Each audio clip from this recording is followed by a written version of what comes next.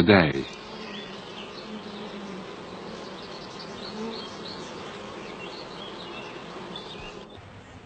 The nurse bees also feed a glandular secretion to the larvae which hatch from the eggs, and in this way they exert an influence over the quality and quantity of the brood reared. Similarly, the expression of most of the characteristics of a colony is determined by the interaction between the queen and her workers.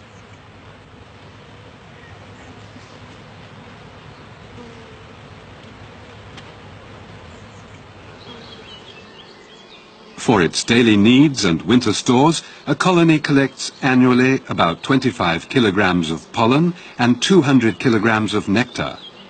That quantity of nectar may be concentrated to about 70 kilograms of honey.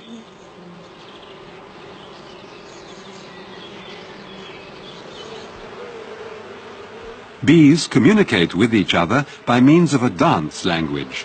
This tail-waggling forager is informing other workers about the direction and distance of a newly discovered source of food.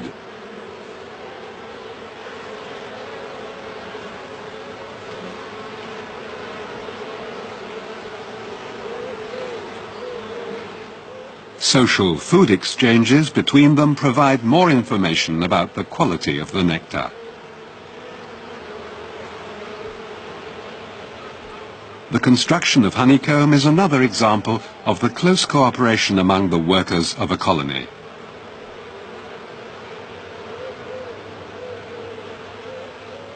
In order to produce wax, bees form dense chains during comb construction.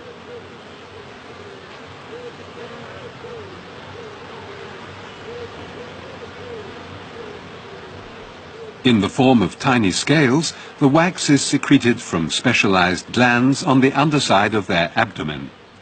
The scales are removed with the mandibles and are worked to form an amazingly precise and strong cellular structure. Their brood is reared and honey may be stored.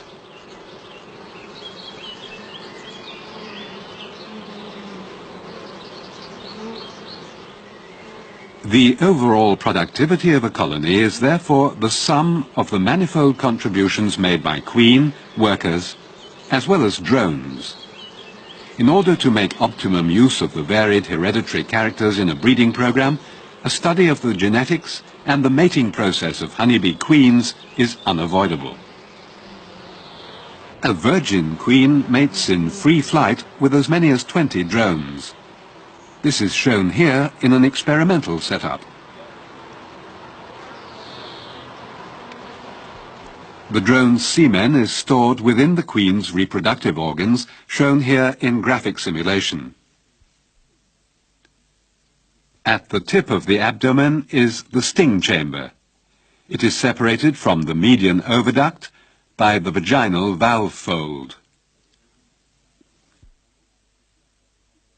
Attached to the oviduct by a narrow channel is the spermatheca. The median oviduct forks into a right and left lateral oviduct. These lead to the two ovaries, which each consist of 120 to 160 ovarioles. The first drone mating with the queen forces his semen into the median oviduct. The mass of sperm of subsequent matings, only 3 more are shown here, force the semen into the lateral oviducts, dilating them considerably.